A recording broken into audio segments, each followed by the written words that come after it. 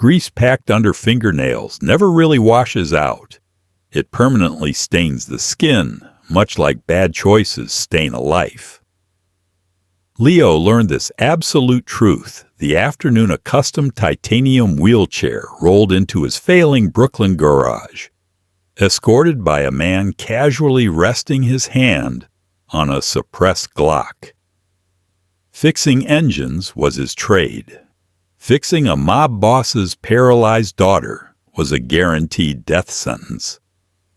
But what he built for her didn't just defy gravity. It dismantled an entire criminal syndicate. Metal screamed against the grinding wheel, throwing a shower of bright orange sparks onto the oil-stained concrete. Leo Finch leaned his weight into the tool, letting the heavy bone-rattling vibration numb his forearms. The shop smelled like it always did, a stagnant mix of burnt clutch plate, ozone, and stale Folgers coffee. It was the scent of a man actively hiding from the world. He cut the power. The grinder spun down with a tired whine. Silence in the garage was always a brief, fragile thing. Today, it was shattered by the heavy crunch of tires on gravel. Leo wiped a rag across his forehead, smearing graphite grease over his brow, and turned toward the open bay doors. A matte black Lincoln Navigator idled in the entrance, blocking the weak afternoon sunlight. It was a heavy vehicle. Leo could tell by the way the suspension settled, armor-plated. You didn't drive a tank into Red Hook unless you were lost, or you were looking for something specific. 4 doors opened in unison. The sound was thick, a solid thud that spoke of custom weather stripping and bullet-resistant glass. 3 men stepped out first. They wore dark wool suits that fit too well across the shoulders. They didn't look at the cars on blocks or the scattered tools. They looked at the corners of the room. They looked at Leo's hands. Then came the 4th man. Vincent Moretti didn't look like the monsters on the evening news. He looked like an exhausted banker. His silver hair was perfectly swept back, his posture rigid but brittle. The scent of him arrived before he spoke. A sharp, expensive cologne that smelled of cedar and bergamot, cutting through the exhaust fumes of the garage like a razor blade. "Leo Finch," Vincent said. It wasn't a question. His voice was gravel, dry and quiet. "Shop's closed," Leo replied, tossing his rag onto a cluttered workbench. He kept his hands visible. "You didn't make sudden movements around wool suits in Brooklyn." "You drop out of MIT your junior year," Vincent continued, ignoring him entirely.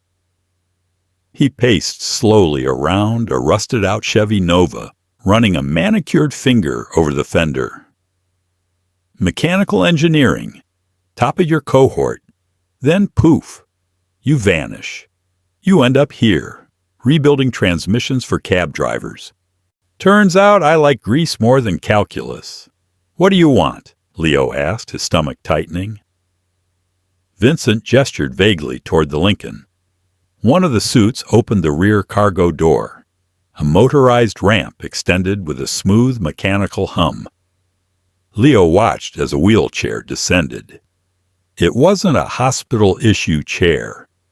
It was a sleek, aggressive piece of machinery made of matte carbon fiber and brushed titanium, housing dual electric motors. Sitting in it was a woman who looked entirely out of place in both the chair and the garage. Clara Moretti possessed a fragile, sharp-edged kind of beauty. Dark hair pulled back into a messy knot, pale skin, dark eyes that tracked everything with the hostility of a cornered stray. She wore a simple gray cashmere sweater and dark jeans. Her legs, hidden beneath the denim, hung perfectly still against the footrests. "My daughter Clara," Vincent said. The exhaustion in his voice deepened. Clara didn't offer a greeting. She stared at a stack of worn Firestone tires as if they had personally offended her. 3 years ago, Vincent said, stopping a few feet from Leo. A car bomb meant for me. It severed her spine at the L1 vertebrae. The doctors say the cord isn't completely cut, but it's compressed. Scar tissue. They say she'll never walk. They built her this chair. He kicked the tire of the expensive machine. Clara's jaw tightened, but she didn't look at him. It's a $500,000 chair, Vincent spat. It's supposed to have an assisted standing feature, gyroscopes, actuators, but it shorts out. The German engineers who built it say it's a software glitch. They take it for 2 weeks, give it back, and it fails again. Last week it collapsed while she was upright. Broke her wrist. Leo's eyes dropped to Clara's left arm. A sleek black cast peeked out from her sweater sleeve. I don't fix wheelchairs, Leo said, his voice flat. He wanted them out. His chest felt tight. The smell of cedar was suffocating him. You build custom hydraulic suspensions, Vincent countered, pointing at a modified lowrider frame tucked in the back corner of the shop. You built a pneumatic lift out of scrap steel to hoist engine blocks. I read a paper you wrote at MIT on localized servo-assisted exoskeletons for industrial laborers. Don't play dumb, Mr. Finch. It insults both of us. That was theory, on paper. I'm a mechanic. Vincent stepped closer. The 3 suits shifted their weight. I don't care what you call yourself, Vincent whispered. I have money. I have resources. But the people in the white coats only see liabilities. They are afraid of being sued. They are afraid of me. You have nothing to lose. Fix the chair. Or better yet, build her something that works. Something that won't drop her. And if I say no, Vincent smiled. It didn't reach his eyes. You owe $50,000 to a man named Sidorov. A gambling debt. Sidorov works for me. As of this morning, that debt is called in. You pay it today, or you build.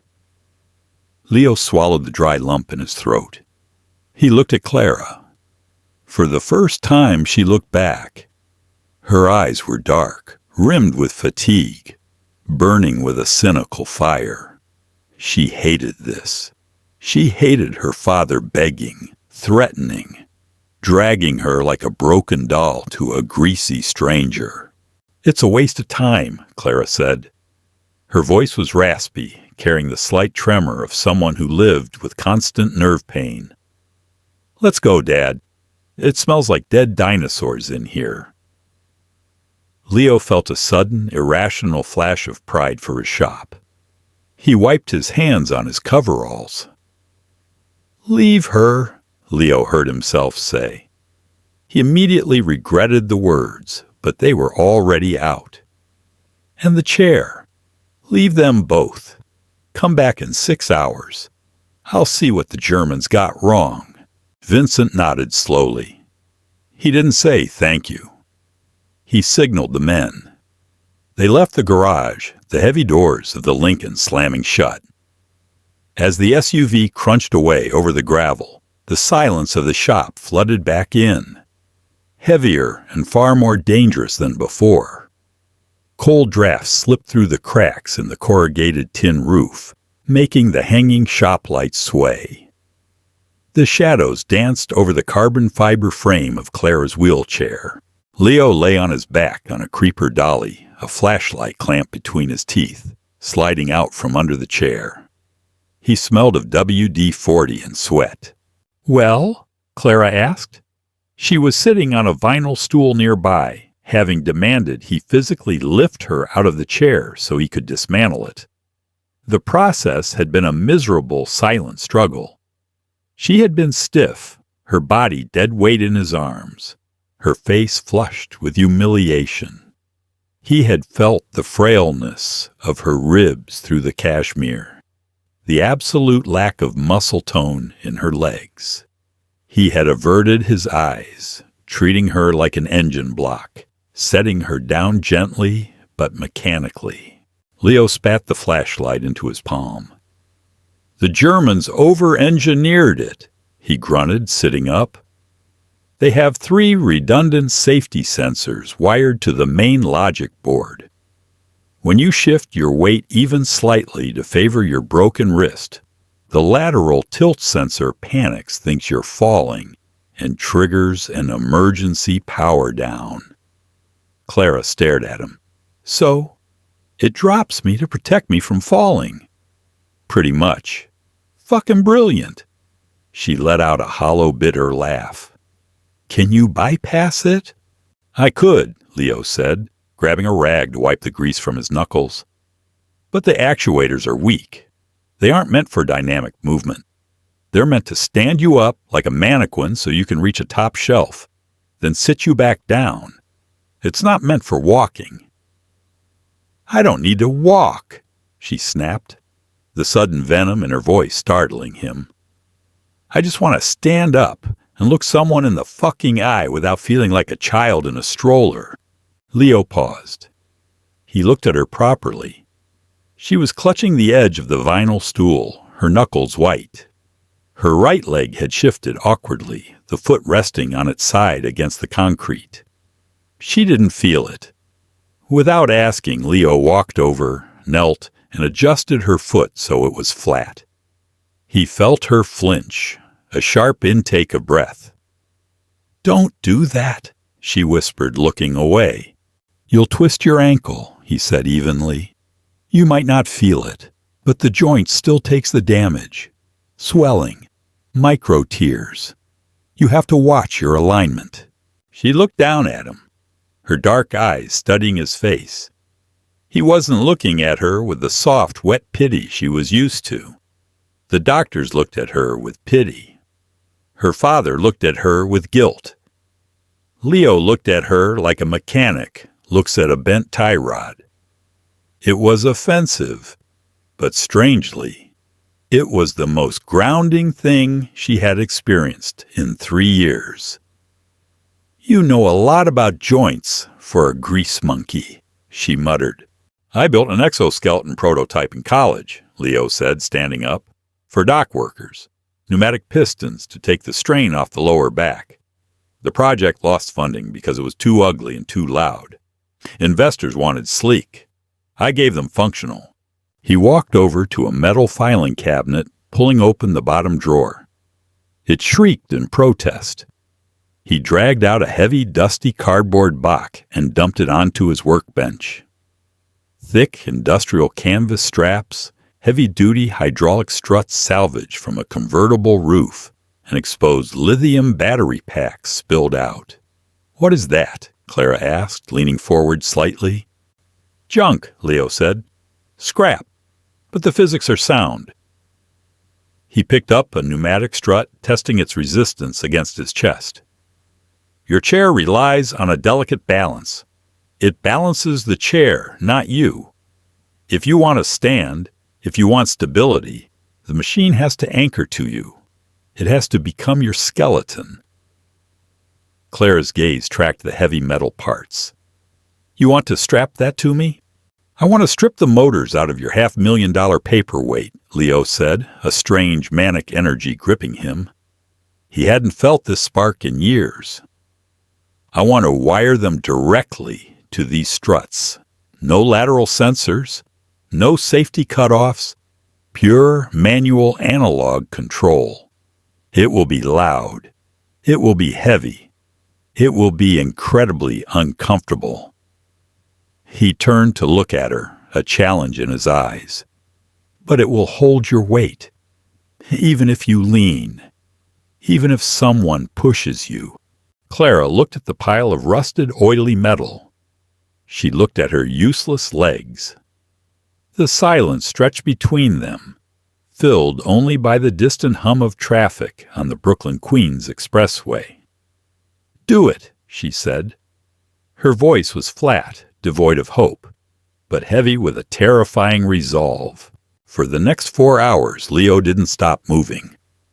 The garage became a symphony of destruction and creation. He took an angle grinder to the German carbon fiber, hacking away the delicate casing. Clara watched, fascinated by the brutality of his work.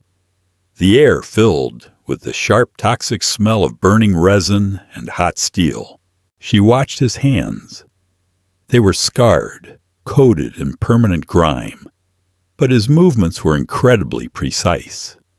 He stripped wires with his teeth. He welded brackets onto the salvaged struts, the bright blue arc of the welder illuminating his focused, sweat-drenched face. He didn't speak to her. He was entirely consumed by the puzzle. When he finally cut the power to the welder, the garage plunged back into dim, dusty light. He carried a crude, horrific-looking contraption over to her. It was a harness made of thick nylon webbing, bolted directly to twin titanium rods that ran down to heavy mechanical footplates. Wires snaked around the metal like parasitic vines, connecting to a bulky battery pack and a handheld control switch ripped from a power window console. "It's hideous," Claire observed, her heart hammering a frantic rhythm against her ribs. "Function over form," Leo panted, dropping to his knees in front of her. "I need to strap you in. It's going to require tight compression. It might hurt." Clara swallowed hard. "I can't feel my legs, Leo." "You can feel your hips," he corrected gently. "And your waist. That's where the load is bearing." He reached out. This time, there was no awkward avoidance.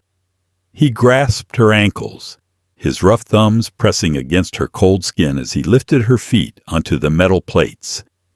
He wrapped the heavy nylon straps around her calves, pulling them brutally tight. The sound of Velcro tearing through the quiet garage was deafening. He moved up to her thighs. His hands brushed against the denim. Clara closed her eyes, fighting a sudden wave of nausea. It wasn't revulsion at him. It was the terrifying reality of yielding control of her broken body to a stranger. She felt the heavy metal brackets press against her outer thighs. "Lean forward," Leo instructed. His voice was low, right near her ear. He smelled of burnt metal and ozone. She leaned. He brought the thick waist belt around her midsection, cinching it tight. The hard plastic buckle dug into her stomach. "Okay," Leo breathed, rocking back on his heels. He looked up at her. His face was smeared with carbon dust. "I bypassed the logic board. The power window switch is your throttle.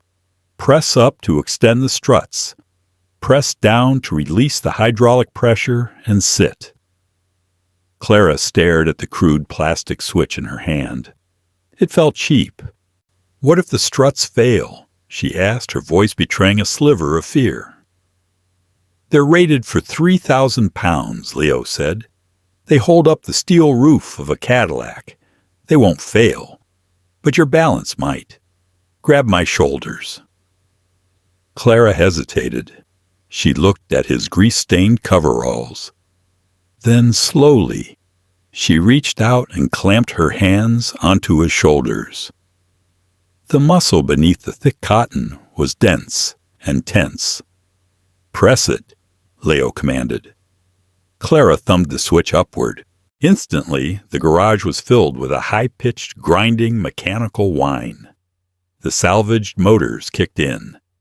Clara felt a violent, jarring jolt travel up her spine. The heavy nylon straps bit savagely into her thighs and waist. "Ah!" she gasped, her grip on Leo's shoulders turning into a desperate clawing.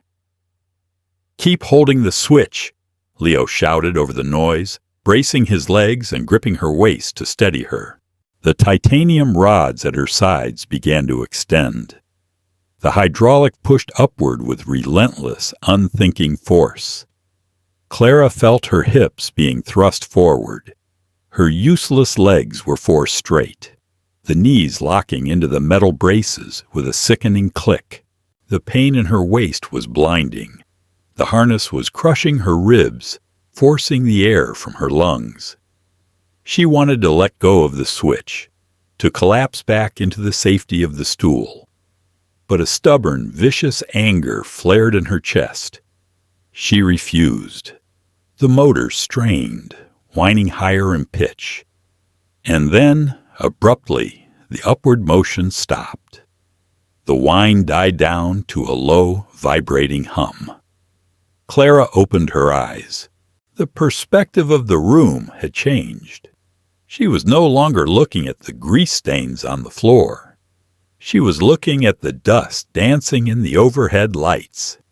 She was looking at the top shelf of Leo's tool rack. She looked down. Leo was still kneeling in front of her, his hands hovering inches from her waist, ready to catch her. "You're up," he breathed, staring at the locked struts. Clara let go of his shoulders. She swayed violently. The metal frame clanked against the concrete. Panic spiked, but the heavy foot plates kept her grounded. The braces held her knees rigid. She wasn't balancing. The machine was standing for her, forcing her skeleton to obey gravity on its terms. "It hurts," she whispered, her voice shaking. Tears pricked her eyes. The straps were cutting off her circulation. The metal dug into her hip bones. "No, it's not meant to be comfortable. It's meant to work," Leo said, standing up slowly. As he rose, Clara realized something that sent a jolt through her system, far more electric than the battery pack at her waist. She was looking him in the eye. They were exactly the same height. Leo stopped. He looked at her face. The cynical, bitter girl in the wheelchair was gone. Standing there, braced by crude iron and salvaged motors, Clara Moretti looked furious, terrified, and magnificent. Her chest heaved. The scent of her expensive perfume, something floral and sharp, mixed intimately with the scent of his welding flux. For a long, suspended second, neither of them moved. The dim garage felt suffocatingly small. Clara felt a strange, terrifying flutter in her stomach that had nothing to do with nerve damage. It was the sheer, intoxicating shock of vulnerability meeting unvarnished reality. Leo wasn't looking at her legs. He was looking at her mouth. The moment shattered with the roar of a heavy engine outside. Tires crunched on the gravel. The Lincoln had returned. Leo stepped back quickly, the spell breaking. He wiped his hands on his rag again, his heart hammering a frantic rhythm. He suddenly realized the magnitude of what he had done. He had just strapped the daughter of the most dangerous man in New York into a literal torture device made of scrap metal. The heavy doors of the SUV slammed. Footsteps approached the bay doors. Vincent Moretti stepped into the garage, flanked by his guards. He stopped dead in his tracks. The exhausted, brittle posture of the mob boss vanished. The color drained from Vincent's face. He stared at his daughter. Clara stood rigid, her hands gripping the thick metal struts at her sides.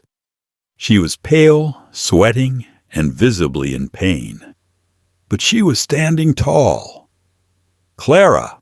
Vincent choked out. The gravel in his voice was gone, replaced by the raw, wet sound of a father seeing a ghost. He took a hesitant step forward, reaching out a trembling hand. "Don't touch me," Clara snapped. The command was sharp, like a whip crack. Vincent froze. Clara didn't look at her father. She turned her head slowly, fighting the rigid posture of the brace, and locked eyes with Leo. "It works," she said to the mechanic. Her voice was steady now, cold and authoritative. Vincent finally tore his eyes away from his daughter and looked at Leo. The vulnerability in the Mafia Boss's face hardened, instantly cooling into something calculating, possessive, and infinitely dangerous. Leo felt a cold sweat break out on the back of his neck. He had thought fixing the chair would clear his debt and get these people out of his life. But seeing the look in Vincent Moretti's eyes, Leo realized his fatal error. He hadn't just paid a debt. He had performed a miracle. And in Vincent Moretti's world, you didn't let the man who performed miracles walk away. You owned him. You, Vincent said softly, pointing a perfectly manicured finger at Leo. Get your tools. You belong to the family now. Marble floors echo differently than concrete. They swallow the harsh noise of boots, replacing it with a hollow, sterile click that announces every step like a threat. Leo was given the East Wing carriage house of the Long Island compound. It wasn't a garage. It was an automotive operating theater. Epoxy floors so white they hurt the eyes.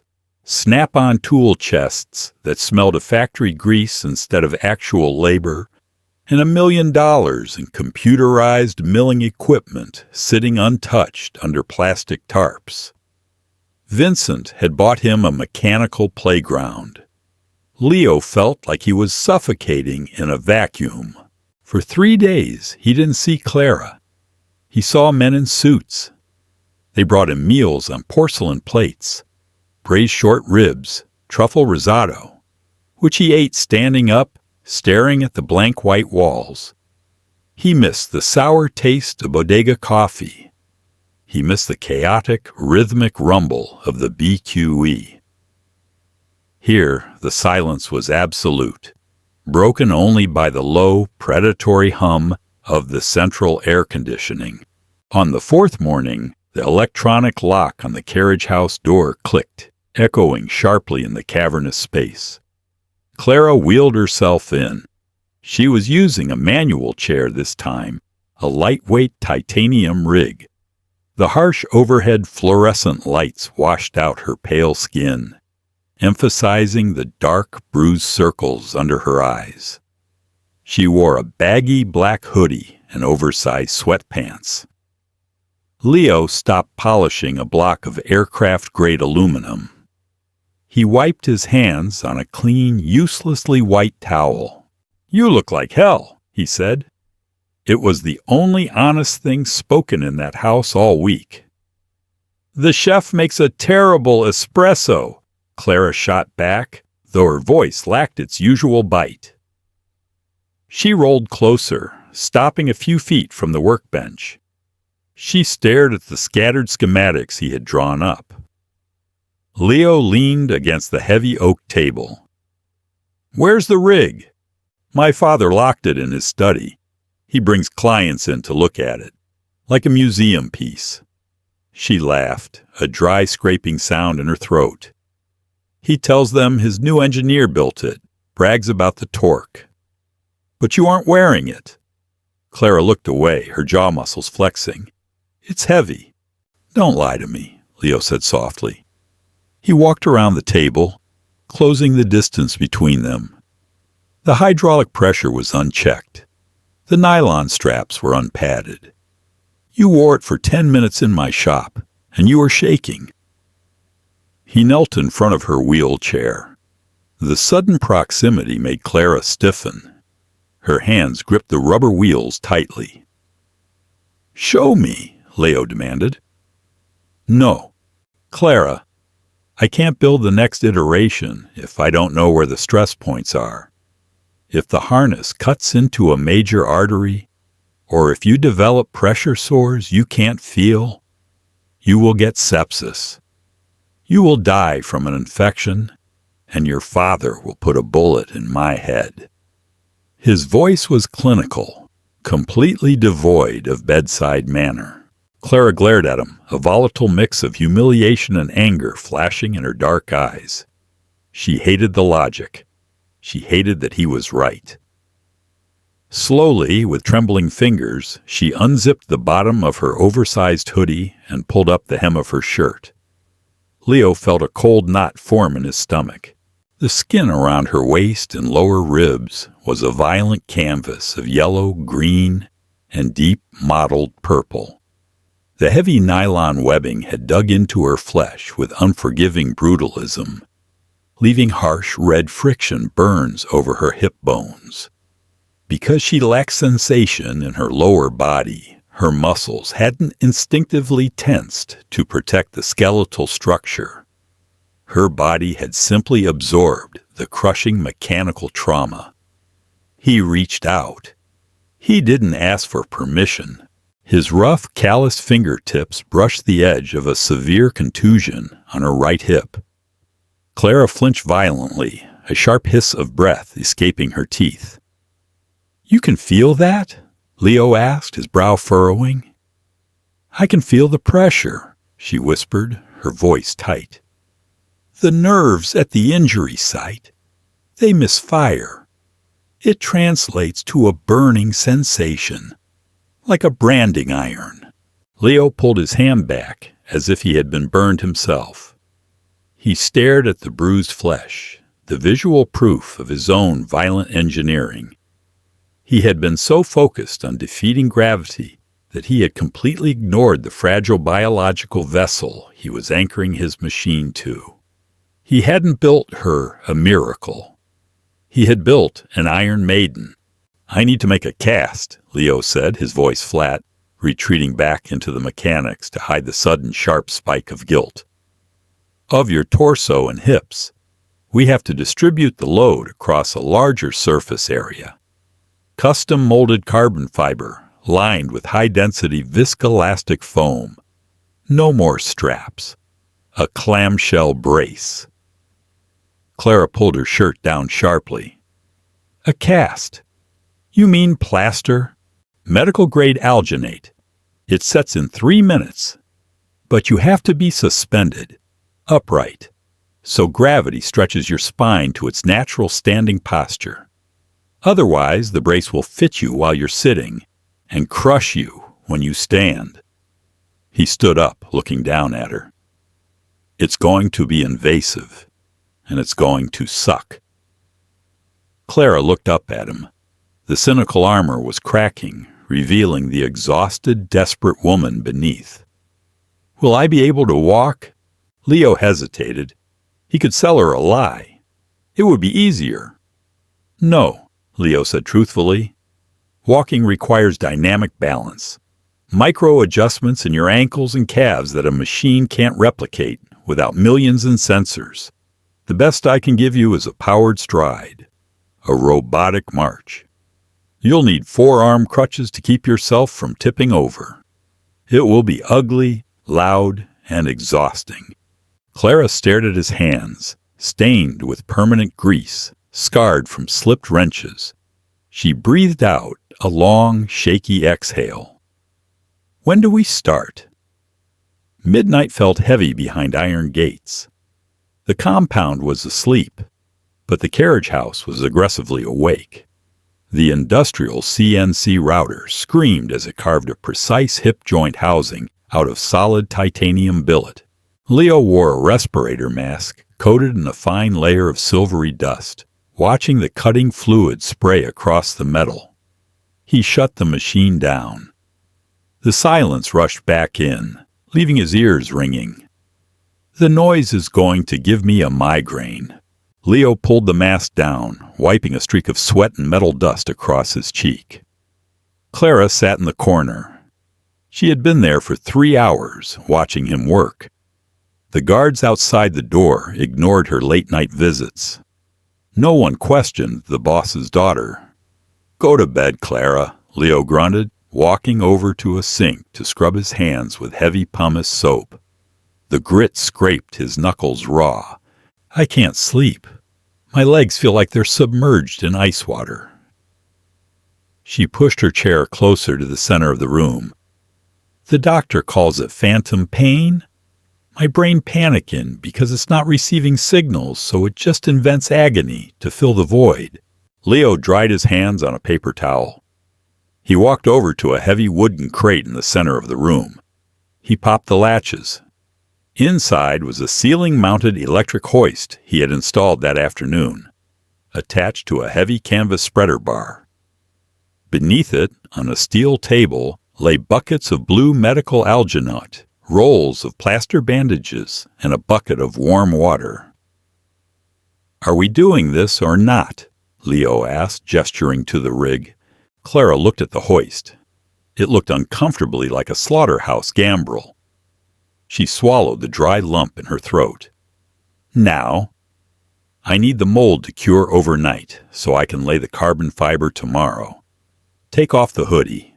Clara didn't move. The bravado she usually wore like a shield felt incredibly flimsy under the harsh fluorescent lights. She was deeply aware of her body, its uselessness, its atrophy. To be suspended, coated in wet plaster, entirely at his mercy. The thought paralyzed her more than her severed spine. "I can't," she whispered. The admission tasted like ash. Leo stopped sorting the plaster rolls. He looked at her. He didn't see a mafia princess. He saw a terrified 26-year-old woman whose entire life had been violently ripped out from under her. He walked over to her chair. He didn't loom over her. He crouched down, forcing her to look him in the eye. "You survived a car bomb, Clara," Leo said, his voice dropping its usual gruff edge. It was quiet, steady, an anchor in the sterile room. "You survived your spine being crushed. You survived living in a house full of monsters. Some wet sand and a winch isn't going to break you." Clara's eyes searched his face. She hated how desperately she wanted to believe him. "I hate this," she breathed, a single tear cutting a track down her pale cheek. "I hate needing you to do this." "I know," Leo said. "I hate being here. We're both prisoners. Let's build the damn key." Clara held his gaze for a long moment. Then slowly, she reached for the zipper of her hoodie. She pulled it down, slipping her arms out of the heavy fabric. She wore a simple white cotton tank top underneath. The dark, vicious bruises on her waist were stark against the white fabric. Leo stood up. He grabbed a heavy nylon lifting sling, slipping it behind her back and under her arms. "Cross your arms over your chest," he instructed. She obeyed. He clipped the carabiners to the spreader bar of the hoist. He grabbed the heavy control pendant. "It's going to lift you by the rib cage," Leo warned. "Your legs are going to be dead weight. It will stretch your spine. Tell me if the pain is too sharp." He pressed the button. The electric motor whined. The slack pulled out of the canvas straps. Clara gasped as the sling dug into her armpits. Slowly, brutally, she was hoisted out of the chair. Her back arched as gravity dragged her paralyzed lower half downward. Her toes scraped against the epoxy floor before dangling inches above it. She hung there, swaying slightly, entirely defenseless. Her breathing was shallow, rapid. Leo grabbed the bucket of warm water and the alginate powder. He mixed it rapidly with a heavy drill attachment. The substance turned into a thick blue paste. It smelled faintly of mint and damp earth. "It sets fast. It's going to be cold," Leo said, stepping up to her. He didn't use tools. He used his bare hands. He scooped a heavy handful of the blue paste and pressed it against her lower stomach. Clara flinched, biting her lower lip to stifle a gasp. The paste was heavy, freezing cold and wet. Leo worked with frantic precision. He smeared the heavy paste over her ribs, wrapping his arms around her waist to coat her back. His chest brushed against her suspended form. The intimacy of the act was staggering, yet completely clinical. He was shaping the mold to her hip bones, pressing the alginate firmly against the severe bruising. to capture the exact topography of her trauma. Clara squeezed her eyes shut. She focused on the rough texture of his calloused hands moving over her skin, and the smell of pumice soap, the heat radiating off his body in stark contrast to the freezing alginate. It was a bizarre sensory overload. She felt a humiliating flush of heat rise in her neck. She was hyper-aware of his breath against her collarbone as he reached around to smooth the back of the mold. "Almost done," Leo muttered. His voice was strained. The focus required to keep his hands purely mechanical, to ignore the soft curve of her waist and the vulnerability of her suspended body, was exhausting him. He began rapidly wrapping wet plaster bandages over the blue paste, locking the shape into a rigid shell. As the plaster began to cure, it initiated an exothermic reaction. The freezing cold was slowly replaced by a deep, radiating heat. "It's getting hot," Claire murmured, her head dropping forward slightly, her neck aching from the suspension. "That means it's curing. 2 more minutes." Leo stepped back. His hands were coated in blue paste and white plaster. He stood inches away from her, watching the cast harden.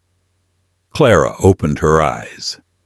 They were completely alone in the silent, bright room. She was encased in a hard shell from her ribs to her upper thighs, hanging from a chain. She looked at him. The cynical, angry mechanic was breathing heavily, his eyes locked on her face, not the cast. The air between them felt suddenly dense, charged with a strange, magnetic friction that had nothing to do with electric motors. It was the terrifying realization that they were no longer just mechanic and broken machine. They were 2 people building something capable of destroying the world they were trapped in. "Okay," Leo whispered, his voice cracking slightly in the quiet room. "Let's get you down." Epoxy resin cures with a sickeningly sweet chemical odor that sticks to the back of the throat. For 2 days, that smell was the only thing breathing in the carriage house. Leo pulled the clamshell brace from the vacuum bag. It was a matte black, flawless piece of engineering. Woven carbon fiber, impossibly light, lined inside with the memory foam he had hand-carved to match the exact topography of Clara's ribs and bruised hips. He bolted the heavy titanium hip actuators directly to the rigid shell. He didn't use the salvaged car roof hydraulics this time. Vincent's bottomless bank account had procured military-grade linear servos, the kind used in bomb disposal robotics. They were smaller, quieter, and violently powerful. Claire arrived at noon. She didn't say a word as she transferred from her wheelchair to the steel workbench. She simply lifted her shirt. The yellowing bruises on her waist were a grim map of their first failure. "Arms up," Leo murmured. He slid the back half of the carbon shell behind her, then pressed the front half against her ribs. The heavy locking latches snapped shut with a hollow, definitive clack. Clara gasped, instinctively bracing for the crushing pain of the nylon straps. It never came. The brace hugged her torso like a second skeleton, distributing the pressure evenly across her entire midsection. It was tight, restrictive, but it didn't bite. "Better?" Leo asked, kneeling to attach the articulated knee braces and the foot plates. "It feels like armor," Clara admitted, running her hands over the smooth carbon fiber. "It is." Leo stood, grabbing a pair of heavy-duty forearm crutches he had modified with wide rubberized grips. He handed them to her. The motors are wired to dual pressure plates in the grips. Right hand triggers the left leg servo. Left hand triggers the right leg. You have to alternate. If you squeeze both at once, The machine will try to jump, and you will break your neck. Clara stared at the thick black buttons integrated into the crutch handles. You made me a manual transmission? Automatic requires a gyroscope to predict your center of gravity. We don't have one. You are the gyroscope. Plant the crutch, shift your upper body weight over it, and trigger the opposite leg. It's going to be an exhausting, ugly rhythm. You have to force it to walk. He plugged the master power cable from the battery pack into the logic board at her lower back. A low, barely audible hum vibrated through the carbon shell. The servos were awake. Stand, he commanded. Clara planted the crutches on the epoxy floor. She pushed up, hitting a toggle switch on her belt. The servos whined. The machine hoisted her upward with terrifying speed, locking her knees into place. She swayed violently. The sudden shift in altitude made the room spin. She leaned too far forward, her boots dragging uselessly against the floor. Leo grabbed the thick tactical handle he had bolted to the back of the carbon shell, hauling her center of gravity backward. His knuckles brushed her spine. Don't lean, he barked. Keep your shoulders over your hips. Let the brace carry the weight. She gritted her teeth, her arm shaking as she leaned heavily on the crutches. Her triceps burned instantly. She was supporting the entire upper body balance of a 130-pound woman encased in 40 pounds of titanium and batteries. Okay, Claire breathed, sweat already beading on her forehead. Right hand. She shifted her weight onto her left crutch and squeezed the button on her right grip. The servo on her left hip engaged with a sharp mechanical thwack. The titanium strut forced her paralyzed left leg up and forward, slamming the heavy footplate down onto the floor a foot ahead of her. The impact jolted through her teeth. She nearly toppled sideways, but Leo's grip on the back handle held her steady. Again, shift right, squeeze left. She obeyed. The right leg drove forward. Thwack. Clara was moving. It wasn't walking. It was a brutal mechanical march. Her boots scraped the floor, the metal joints clicking and whining with every agonizing step. Her upper body contorted with the effort of swinging the dead weight of her lower half. She looked like a marionette being dragged by a cruel puppeteer. After 10 steps, she stopped. She was gasping for air, her knuckles white on the crutches. Her arms felt like they were packed with lead. Leo let go of the handle. Clara stood in the center of the garage, entirely unsupported. She didn't fall. The rigid carbon shell held her spine perfectly straight. The servos locked her knees. She was a monument of flesh and titanium. She slowly turned her head to look at Leo. The mechanic was standing a few feet away, his arms crossed, his chest heaving as if he had just run a sprint. He was staring at her with a look she had never seen before. It wasn't pity. It wasn't the cold, calculating look of her father. It was pure, unadulterated awe. I'm walking, Clara whispered. The words sounded foreign in her mouth. You're operating heavy machinery, Leo corrected, though a faint, rare smile touched the corners of his mouth. But yeah, you're moving. Clara took another step, then another.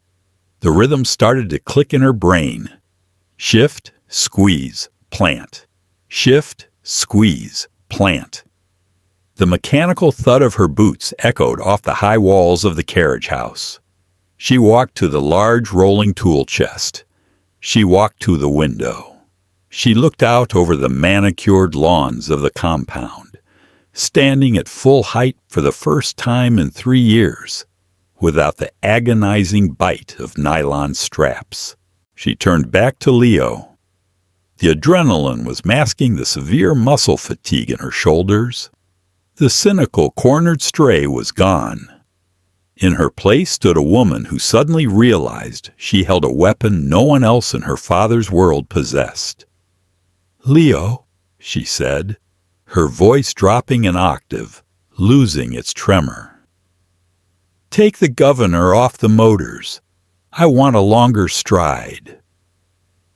"You'll tear a hip flexor. Your joints aren't used to the extension." "Do it," she ordered. The command wasn't the petulant snap of a spoiled daughter. It was the cold, authoritative steel of a Moretti. Leo stepped forward, pulling a small screwdriver from his chest pocket. He knelt behind her, making a quarter-turn adjustment on the master control board. As he stood up, he met her eyes. The proximity was dangerous again, but the dynamic had shifted. She wasn't defenseless anymore. She was made of armor. "Just remember who built the off switch," Leo said quietly. Clara smirked. "Just remember who's wearing the armor." Cigar smoke hangs in stagnant layers when a room is filled with men who trust no one. The formal dining room of the main house smelled of roasted garlic, expensive leather, and the sour tang of nervous sweat. Leo stood at the end of the long mahogany table. He wore his grease-stained coveralls, a deliberate act of defiance in a room full of $2,000 tailored suits. 4 capos sat on either side of the table. Vincent Moretti sat at the head, nursing a crystal glass of amber liquid. "A month," Vincent said softly, swirling the glass. "You've been living on my property for a month, eating my food, using my machinery. I saw the footage from the carriage house security cameras last night." Leo's jaw tightened. He should have known the cameras were active, even though the red recording lights had been taped over. "She was walking," Vincent continued, his voice dropping to a gravelly whisper that commanded absolute silence in the room. "My daughter walked across the room." A murmur rippled through the capos. Men who ordered hits over cold pasta looked genuinely unsettled. "It's a prototype," Leo said, keeping his hands out of his pockets. "It's highly volatile. The servos require constant maintenance, and the battery life is under 2 hours. Vincent slammed his hand flat on the table. The crystal glasses rattled. "I don't care if it runs on fairy dust, Finch.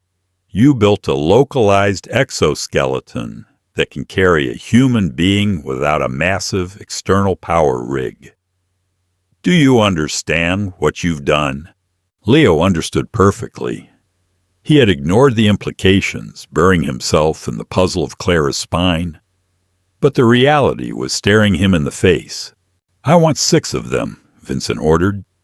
He pointed to a massive, scarred man sitting to his right, Sal Marcano, his chief enforcer. "Sal has 2 blown knees from a stint in Rikers. I want him in a rig that lets him kick down a reinforced steel door. I want my men carrying heavy ordnance without fatigue. You aren't building medical equipment anymore, Leo. You're building armor." The trap had finally snapped shut. Leo looked around the room. There was no exit. He was a mechanic trapped in a cartel, and his genius had just made him too valuable to ever let go, and too dangerous to keep alive if he refused. "I build custom chassis for classic cars," Leo lied smoothly, his heart hammering against his ribs. "The rig I built for Clara is calibrated to her specific bone density. It scales to 130 pounds. You put a 200-pound man in that rig, load him with gear, and the servos will shear right off the mounts. The torque will snap his femurs." Sal Marcano leaned forward, blowing a thick cloud of smoke. "So build bigger servos, smart guy. It requires a complete redesign, months of drafting. I need different alloys. Then you'll have months of work ahead of you, Vincent said, leaning back in his heavy leather chair. Sidorov will escort you back to the shop. You start tonight. Before Leo could formulate a suicide pact of a refusal, the heavy oak double doors of the dining room swung open. There was no sound of a wheelchair rolling over the Persian rug. There was only a heavy, rhythmic, mechanical thud. Whine, click, thud. Every head in the room snapped toward the entrance. Several men instinctively reached inside their suit jackets. Clara stepped into the dim, smoke-filled room. She wasn't wearing sweatpants. She wore a tailored black suit jacket over a silk blouse and fitted dark jeans that disappeared into heavy leather combat boots. The matte black carbon fiber clamshell was visible beneath her open jacket, a tactical carapace hugging her ribs.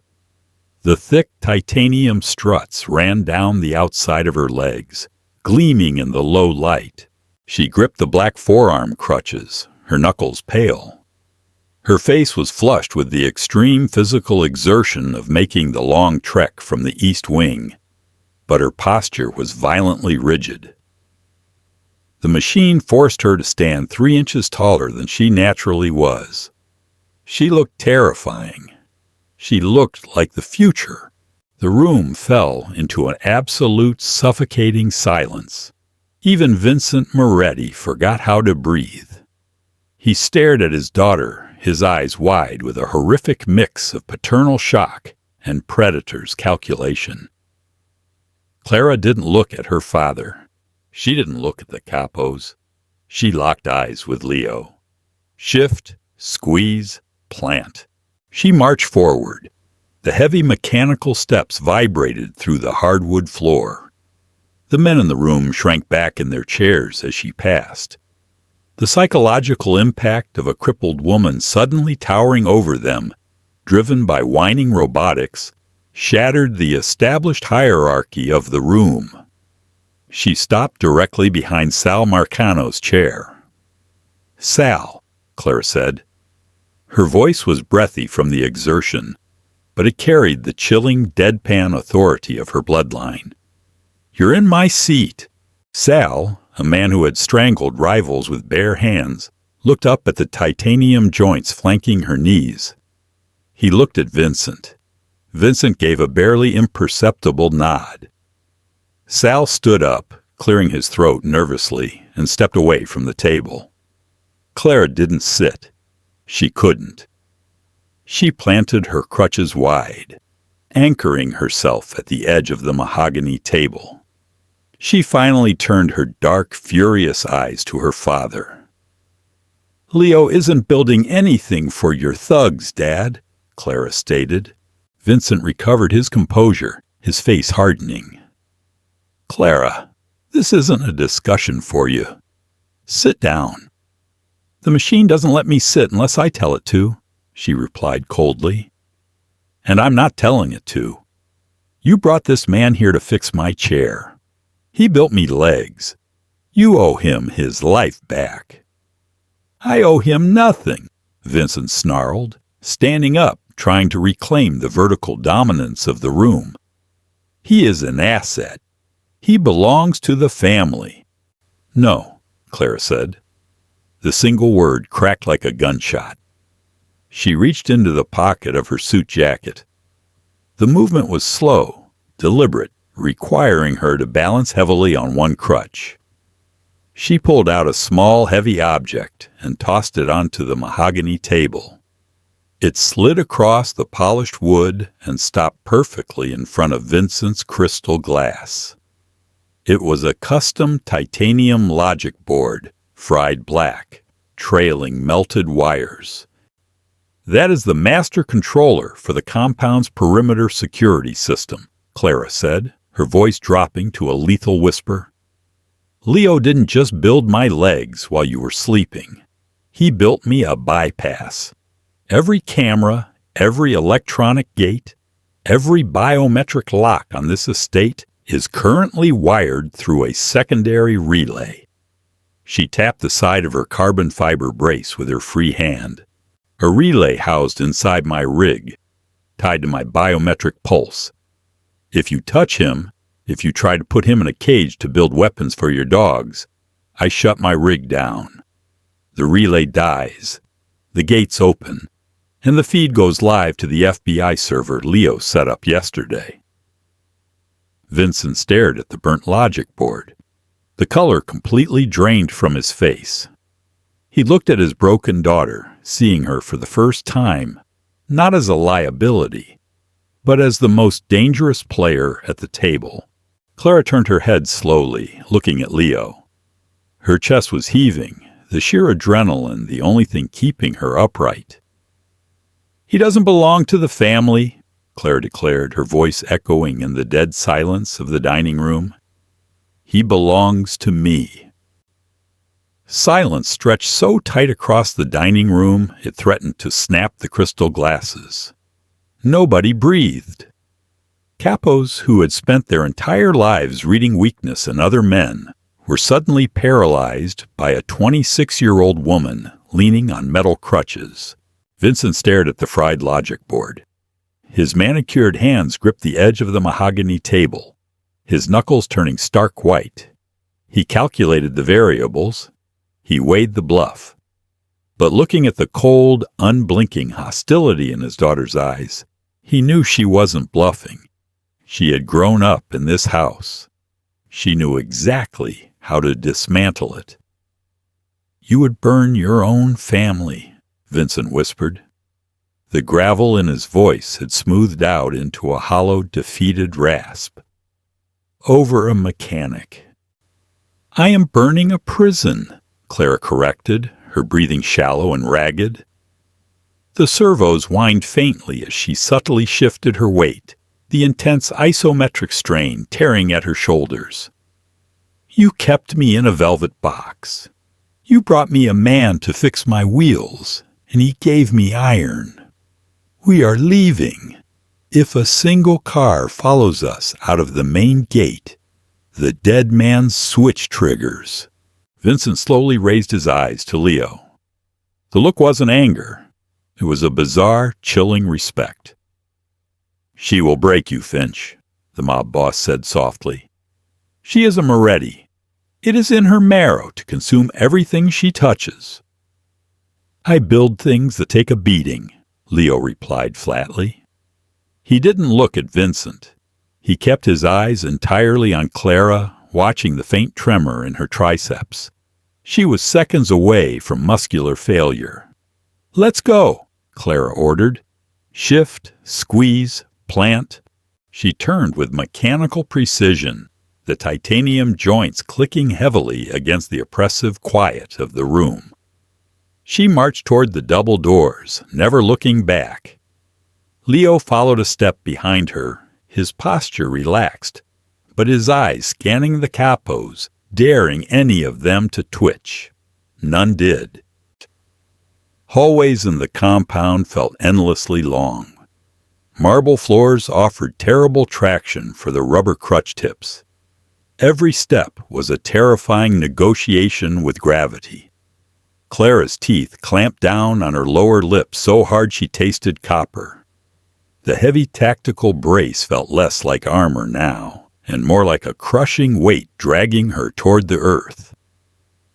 They made it to the carriage house. The heavy steel door clicked shut behind them, sealing them in the bright, sterile garage.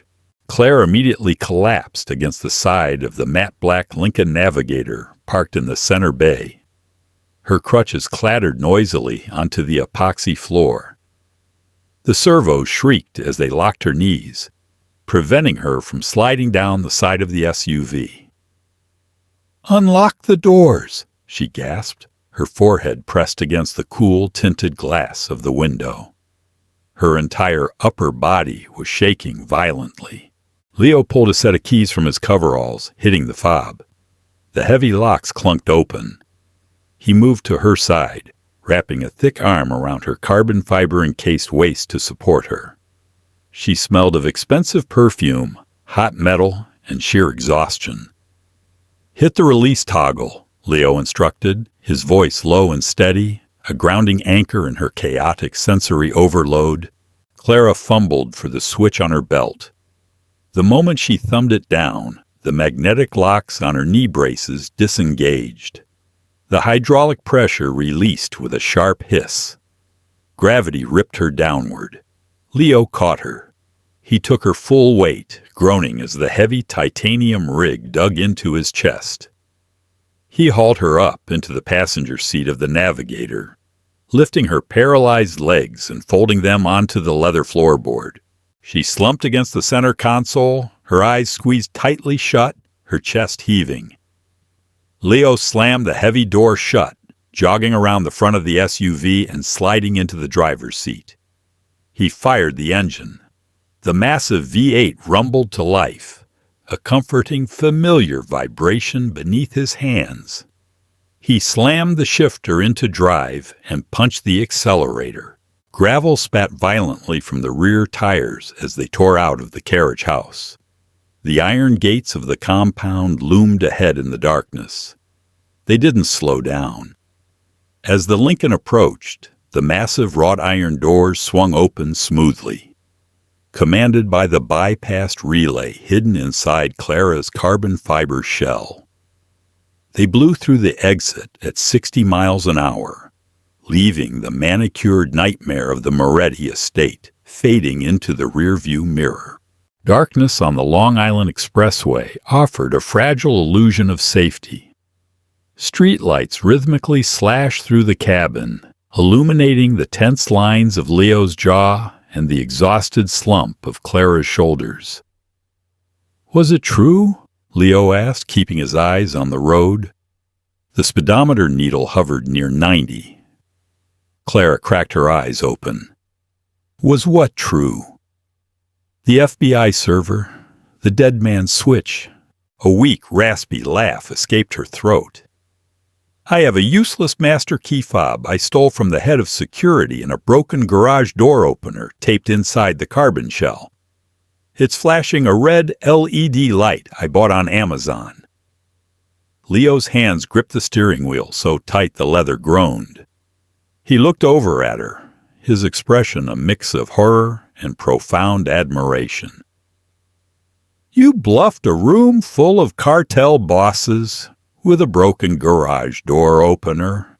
I bluffed my father, Clara corrected softly, staring out at the blurred trees rushing past. I knew he wouldn't risk calling it. He respects technology he doesn't understand, and he fears losing control more than he fears death. You gave me the technology. I just used the fear. He'll figure it out, Leo warned. By tomorrow morning, he'll have his tech guys rip that logic board apart. He'll know it's a fake. He'll send Sal. By tomorrow morning, I'm sending a package to the district attorney, Clara said, her voice turning cold and sharp again. Ledgers, offshore routing numbers, bribed judges. I spent 3 years sitting quietly in corners while men ignored me, Leo. They leave their laptops open when they think the person in the room is just a piece of broken furniture. Leo let out a long, slow breath. The sheer magnitude of her calculated vengeance was staggering. She hadn't just plotted an escape. She had engineered a demolition. Where are we going? Claire asked, shifting uncomfortably against the rigid edges of her brace. Brooklyn, Leo said, the tension in his shoulders fractionally lowering. My shop. It's a dump, but the deed is in my mother's maiden name. Vincent doesn't know it exists. Grease permanently staining the concrete floor of the Red Hook garage felt like a welcome mat. The Lincoln rolled into the dark bay, the heavy doors rattling shut behind them, sealing out the damp night air. Leo cut the engine. The silence that followed wasn't the sterile, terrifying quiet of the compound. It was the messy, familiar quiet of a space meant for dirty work. He walked around to the passenger side, pulling the door open. Clara looked worse than she had in the dining room. The adrenaline crash had hit her system like a freight train. Her skin was ashen, her lips pale. The heavy black suit jacket was wrinkled, the silk blouse underneath damp with cold sweat. "I need it off," Clara whispered, her voice barely carrying over the distant hum of the BQE. "Please, Leo, it's crushing me." Leo didn't hesitate. He reached in, lifting her bodily from the leather seat. The combined weight of her and the machine strained his lower back. But he carried her to the battered vinyl sofa in the corner of the office area. He set her down carefully, kneeling immediately to unfasten the knee joints. The heavy titanium struts clattered onto the linoleum floor. "Arms up," he murmured, his voice gentle, devoid of the gruff mechanic persona. Clara raised her arms.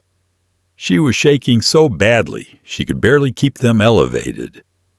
Leo reached around her, his fingers finding the heavy mechanical latches at her spine.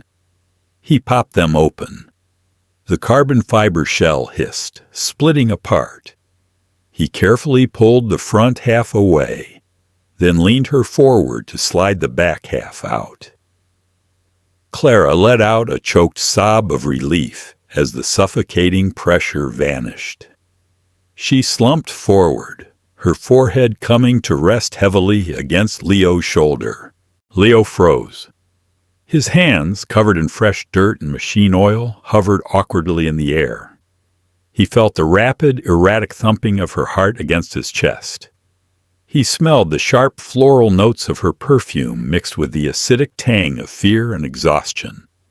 Slowly, carefully, he wrapped his arms around her.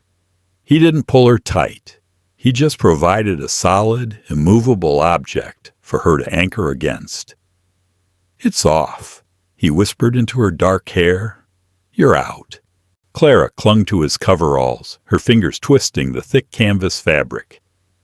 She wasn't crying, but her breathing was ragged, torn apart by the brutal physical and emotional toll of the night.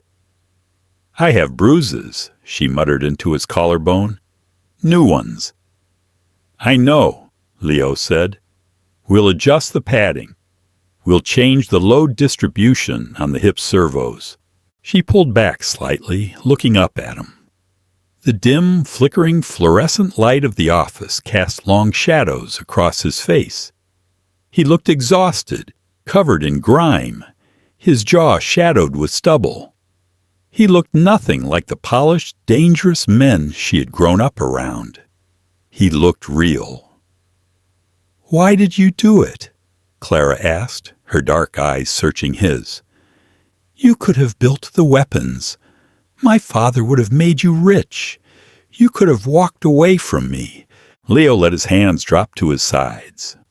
He looked at the discarded carbon fiber shell lying on the floor, a terrifying, beautiful piece of machinery that had briefly turned a broken woman into a god. "Because I watched you sit in that German chair," Leo said, his voice rough. "I watched you accept that gravity and damaged nerves were going to dictate the rest of your life. And I hated it. I didn't want to build weapons for a cartel. I wanted to build a way for you to stand up and tell them all to go to hell." Clara stared at him. The cynical armor she wore so perfectly cracked down the middle, exposing the raw, aching core of a woman who just wanted to be seen as something other than collateral damage. She reached up, her hand trembling slightly. Her pale fingers brushed against his rough, grease-stained cheek. The contrast was stark. Expensive, manicured skin against calloused, working man's grit.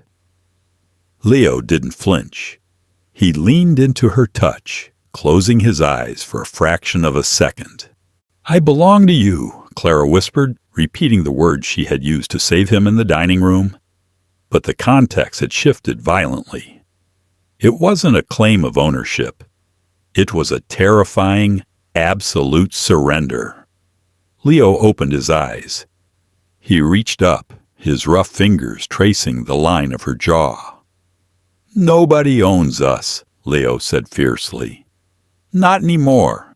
He leaned in, closing the final inch between them. The kiss wasn't a sweeping cinematic collision. It was desperate, bruising, and deeply imperfect. Their teeth clicked together awkwardly. She tasted like copper and adrenaline. He tasted like stale coffee and ozone.